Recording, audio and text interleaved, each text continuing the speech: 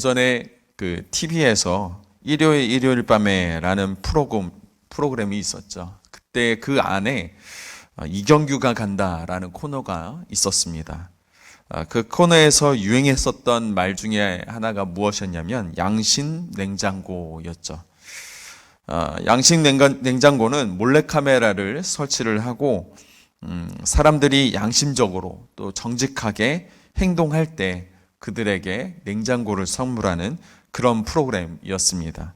그래서 새벽에 아무도 없는 도로에 신호나 차선들을 잘 지키는지 그런 것들을 보게 되었었고, 이런 일들로 인해서 많은 사람들이 그래도 양심을 지키는 자들이, 그런 시민들이 있다라는 것을 확인하게 되었고, 또 그런 사람들의 지키지 않는 그런 부분들을 보면서 나 또한 혹시 나는 그러지 않는가라는 것을 되돌아보았던 그런 옛 시절이 있었습니다. 이처럼 정직하고 선한 사람을 일컬어서 우리는 그들을 향하여 법 없이도 살 수 있는 사람, 법 없이도 살아가는 사람이라고 표현합니다. 법 없이도 사는 사람은 누가 보든지 또 보지 않든지 정직하게 살려고 하면서 매사에 성실하게 살아가려고 합니다. 양심 냉장고를 받은 사람들이 법 없이도 사는 사람들이라면, 여러분, 그러면 성도들은 어떤 사람들이겠습니까? 성도들은 거룩하게 살아가야 하는 사람들 아니겠습니까? 성도들은 각자의 마음에 있는 선한 양심을 힘입어서 말이나 행동에서 하나님을 닮은 모습, 거룩한 모습으로 진실하게 또 선한 모습으로 살아가야 되는 의무가 있는 사람들이 바로 성도이겠습니다. 하나님은 우리가 거룩하게 살아가기를 원하십니다. 거룩하게 살아감으로 인해서 이 세상 가운데 하나님의 영광을 나타내는 사람들로 살아가기를 원하십니다.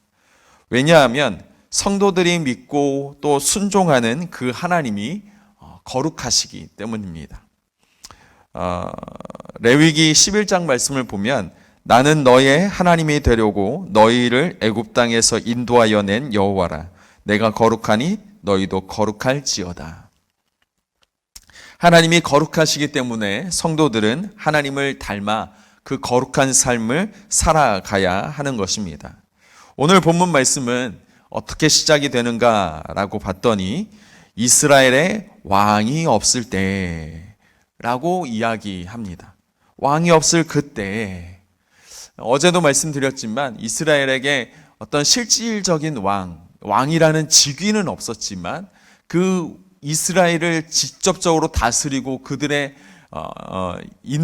삶을 인도하시는 왕은 하나님이셨다라는 것을 우리는 알고 있고 또 이스라엘 백성들도 알고 있습니다. 하지만 본문에서 이렇게 기록하고 있는 것은 하나님이 이제는 그들의 삶 가운데 없고 그들이 하고 싶은 대로 그들이 왕이 되어서 자신들의 그 인생을 자신들이 움켜쥐고 살아가려고 하는 그런 모습들이 있다라는 것을 암시해 주는 말씀이다라는 것을 우리가 어제 이야기했었죠. 그러면서 오늘 그 왕이 없을 그때라고 이야기하면서 오늘 말씀은 어떤 레위인이 베들레헴에서 첩을 얻었다라는 사건으로 이야기가 시작이 됩니다. 고대 가나안 사회 속에서 첩을 얻는 일은 흔한 일이었습니다. 하지만 그 첩을 얻은 사람이 누구냐? 레위인이다라는 것입니다. 레위인은 하나님의 일을 섬기는 사람들이 바로 레위인이었습니다. 그래서 레위인들에게는 기업이 없었죠. 땅이 없었습니다. 땅이 없고 하나님의 일을 섬기는 일로 그들의 업을 삼았었고, 그래서 12지파 중에 11지파가 이 레위인의 그 기업을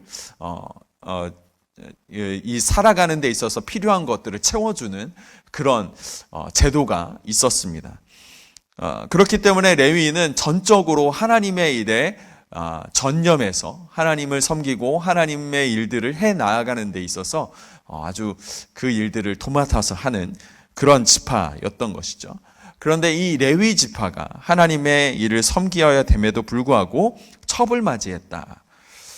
그것은 그가 오늘 본문에 나오는 이 레위 사람이 하나님의 일, 영적인 일을 하기보다는 이 사람의 일을 하는데 더욱 관심이 많았다라는 것을 우리는 알 수 있습니다. 본문의 이 첩은 히브리어로 나아라라는 표현으로 말로 표현이 되는데, 이 나아라라는 말은 젊은 여자를 의미합니다. 그러니까 첩을 얻었다라는 말은 젊은 여자를 얻었다라는 것입니다. 여러분, 첩을 얻었다는 이야기가 무엇이겠습니까? 그 아내가 본 부인이 있다라는 뜻이죠. 아내와 사별한 후에 첩을 얻었다면 첩이라고 이야기하지 않고 둘째 부인이라고 이야기하겠죠. 하지만 첩이라고 표현한 부분은 본 부인이 있는데 따로 젊은 여자로 아내를 맞이했다, 첩을 얻었다라고 이야기하고 있는 것입니다. 거룩한 일을 해야 하는 레위인이 지금 하나님의 일이 아니라 사람의 일, 아주 첩을 얻는 일에 있어서 모든 관심을 쏟고 있는 젊은 여자를 얻는 데 있어서 자신의 욕심을 채우는 일을 하고 있다라는 것을 우리는 알 수 있겠습니다. 여러분, 이 일 자체, 이것이 하나님의 그 거룩함을 훼손하는 일이 아니겠습니까? 하나님을 영화롭게 해야 되는 그 성도가 세상 속에서 거룩하게 살아남아야 하는 사명이 있는 성도들이 세상 가운데 자기의 욕심만을 채우는, 자신의 그 욕심을 만족시키기 위해서 그렇게 살아간다라면 하나님의 영광을 가리우는 성도가 아닐까. 곧 그렇게 하나님의 일보다는 하나님의 형상을 닮아 그 하나님의 영광을 드러내는 일보다는 이렇게 자신의 만족과 욕심과 또 정욕을 위해서 살아가는 그 성도라면 바로 오늘 이 말씀에 나타나는 레위인과 같지 않는가라는 것을 말씀은 우리에게 이야기하고 있는 것입니다. 본문의 상황은 이것으로 끝나지 않습니다. 오늘 말씀 2절 말씀을 보니까 그 첩이 행음하고 남편을 떠나 유다 베들레헴 그의 아버지의 집에 돌아가서 거기서 6달 동안을 지내매.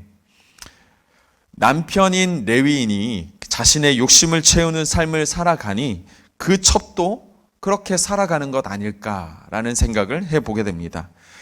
그 첩도 행음하여 남편을 떠나서 아버지 집, 그 레위인의 장인의 집에 돌아가서 넉 달을 지내게 된다라는 것입니다.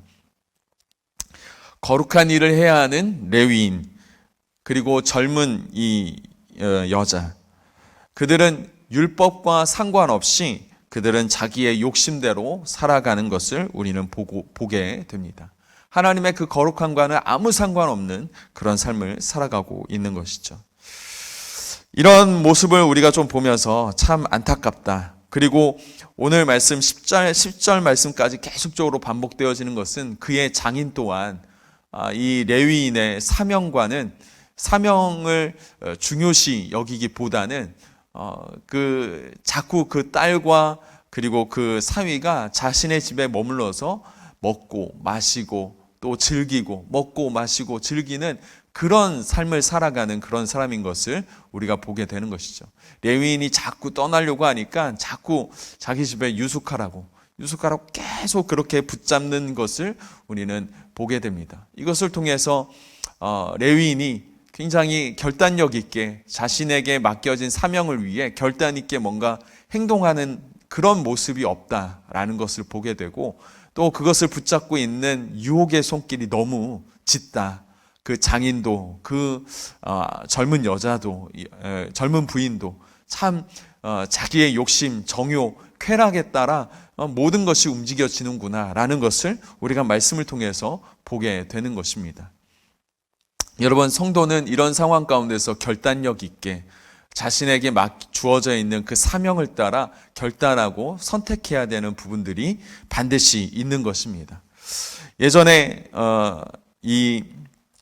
우리가 이스라엘 백성들의 그 역사 중에 그 포로되었던 그 시기에서 다시 귀환해서 이스라엘 백성들이 하나님의 은혜로 다시금 이 예루살렘을 다시금 재건하는 그런 역사가 있었죠. 그때 에스라를 중심으로 말씀이 다시금 회복되면서 그들이 성전을 재건하는 일들을 해 나아가게 됩니다. 그때 말씀을 듣고 말씀대로 살아가는 그 자신들의 그 조상들과 말씀대로 살아가야 함에도 불구하고 그 말씀대로 살아가지 못했던 자신들, 그리고 그의 조상들의 죄를 그들이 포로되었다가 귀환한 다음에 그들이 에스라의 말씀을 듣고서 회개하는 그런 역사들이 일어났었죠. 그때 그들의 죄를 회개하면서 자신의 그 삶을 다시금 되돌이키려고, 하나님 품으로 다시 돌아가려고 그렇게 무던히 애를 썼었는데, 그런 삶을 돌이키려고 하는데 굉장히 큰 문제, 장애물들이 하나 있었습니다. 그것이 무엇이었는가 하면, 그 예전에 자신들이 이방 여인들과 또 함께 이방 여인들과 결혼하게 되면서 자녀들까지 낳았었거든요. 그런 것이 문제가 되었죠. 거룩함을 살아가려고 하는데 이미 자신들이 이방 여인들과 결혼하여서 자녀들까지 있는 이런 상황 가운데 자기들이 거룩함을 지내기란 참 어렵다라는 것을 생각하게 되었습니다. 하나님께서는 이방 여인과 결혼하지 말라고 하셨는데 자신들은 이미 하나님의 말씀을 거역한 상황이 된 것이죠. 그래서 에스라를 비롯한 이스라엘 백성들이 회개하면서 결단합니다. 그것은 무엇이었냐면 에스라 10장 14절 말씀을 보면 이렇게 기록이 되어 있습니다. 이제 온 회중을 위하여 우리의 방백들을 세우고 우리의 모든 성읍에 이방 여자에게 장가든 자는 다 기한에 각 고을의 장로들과 재판장과 함께 오게 하여 이 일로 인한 우리의 하나님의 진노가 우리에게서 떠나게 하소서 하나. 이미 이방 여인들과 결혼한 사람들, 그리고 자녀까지 둔 사람들이 무엇을 결단하냐면 그 아내와 자녀들을 돌려보내는데 결단합니다. 사실 이 일은 쉽지 않습니다. 이미 결혼했고 자녀들까지 있습니다. 그런데 그들을 다시금 돌려보낸다. 참 어려운 일입니다. 쉬운 일이 아닙니다. 하지만 이스라엘 백성들은 자신들의 그 거룩함을 지키기 위해서 하나님의 백성으로서 살아가야 되는데 이미 죄를 지어버린 그런 자신의 삶을 되돌이키기 위해서 결단을 해가는 것을 우리는 말씀을 통해서 봅니다. 쉬운 일은 아닙니다. 굉장히 가슴 아픈 일입니다. 그런데 이런 가슴 아픈 결단을 통해서 거룩함을 회복하려고 하는 그들의 결심이, 그들의 간절함이 말씀을 통해서 우리는 보게 되는 것이죠. 여러분, 하나님을 기쁘시게 하려면 우리는 믿음이 있어야 합니다.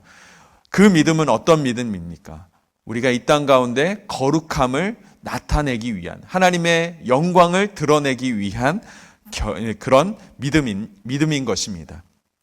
세상이 원하는 대로, 또 세상이 바라는 대로 우리가 그렇게 살아간다면 우리에게 믿음이 굳이 필요는 없습니다. 하지만 우리가 믿음대로 살아가야 하는 이유, 우리가 믿음을 가지기 때문에 우리는 거룩함을 추구하면서 살아가야 하는 것이 우리의 모습인 것이죠. 레위인처럼 하나님이 주신 그 사명을 잊고 자신의 그 욕망대로 살아가는 것, 그것은 거룩함을 훼손하는 일인 것입니다.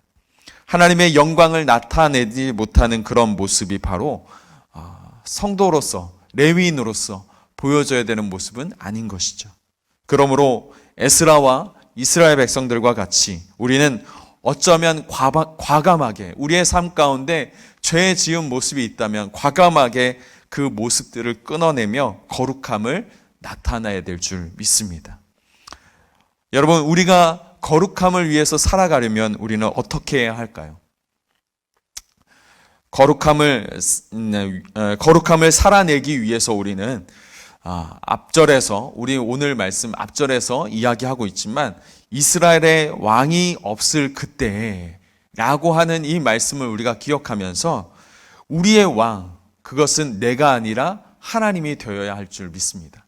하나님이 우리의 왕이 되어질 때 우리는 거룩함을 지킬 수 있는 것입니다. 하나님이 우리의 왕이 되실 때, 하나님께서 우리의 길을 인도하실 때 우리의 뜻은 하나님의 뜻 가운데 있어야 하는 것이죠. 우리의 뜻이 아니라 나의 뜻으로 나의 인생을 살아가는 것이 아니라 내가 하고 싶은 대로 이 인생을 운영해 가는 것이 아니라 하나님이 원하시는 대로, 하나님이 말씀하시는 대로, 하나님의 그 말씀대로 순종의 길을 가는 것, 그것이 바로 우리의 삶 가운데 그 거룩함을 나타내는 삶인 것입니다. 이스라엘의 왕이 없음으로 인해서 이런 거룩함이 훼손되었다라면, 여러분, 이 땅에서 우리의 삶의 주인은, 우리의 삶의 왕은 하나님 한 분인 것을 인정하면서, 선포하면서 주님의 말씀 가운데 살아가시기를, 그래서 우리의 삶 가운데 그 거룩함을 계속적으로 나타내고 하나님의 영광을 온전히 드러내는 하나님이 기뻐하시는 성도들이 다 되어지시기를 주님의 이름으로 축복합니다. 기도하시겠습니다. 사랑의 주님, 감사합니다. 말씀을 통해서 하나님의 은혜를 깨닫습니다. 하나님, 왕이 없을 그때에 그들이 하나님의 그 거룩함을 훼손하고 거룩함으로 살아가야 되는 그 삶을 잊어버리고 여전히 탐욕과 정욕과 욕심 가운데 살아가는 죄에 사로잡힌 노예로서 살아갔던 그 과거의 말씀을 오늘 말씀을 통해서 보았습니다.